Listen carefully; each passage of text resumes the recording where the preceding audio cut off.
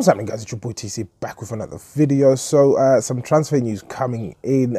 Supposedly we've actually secured the signing of a Barcelona youngster, a left back for that matter, and his name is Joel Lopez, and essentially he's 16 years old, very young, and he's following in the footsteps of Fabregas and Hector Bellerin, who joined us from the Barcelona academy.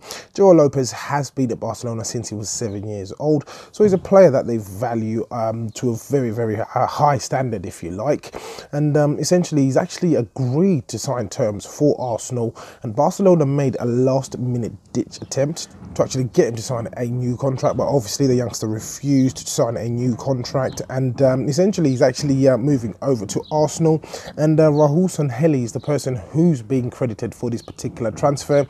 So it's been a weird transfer window, essentially because Lopez is not going to cost any money whatsoever. It's just going to move on a compensation fee, which usually varies from about £250,000 to about £300,000. So he's going to be cheap. We're not going to be spending any money.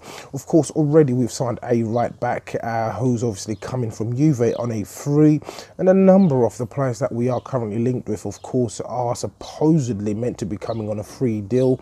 So in that sense, it's been a really weird transfer window. Of course, there's a youngster from PSG as well, Yacine Adli, who has also been linked with the Arsenal. So we're going to see how this one goes, of course, but in terms of moving forward and the amounts of money that have been spoken about in the media, that £50 million, it still sticks, and this again reinforcing it. Of course, our left back is certainly aging, that is Nacho Monreal. We know Kolasinac came in, did a fantastic job prior to him joining Arsenal. He's part of the Bundesliga.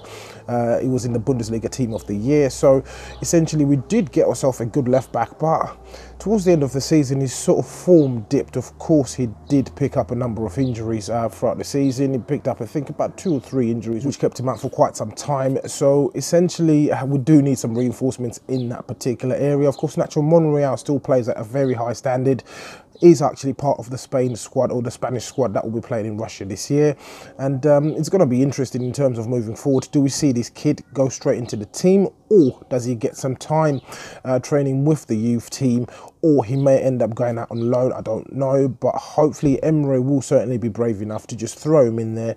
We might end up actually unearthing a gem. I always like to see young players get a chance, so it's going to be quite interesting.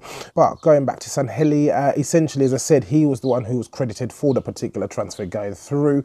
Of course, he would have been aware of the player prior to him actually joining Arsenal, and apparently Arsenal were actually looking at the player before Sanllehi joined, and essentially his rival at the club made that move go through.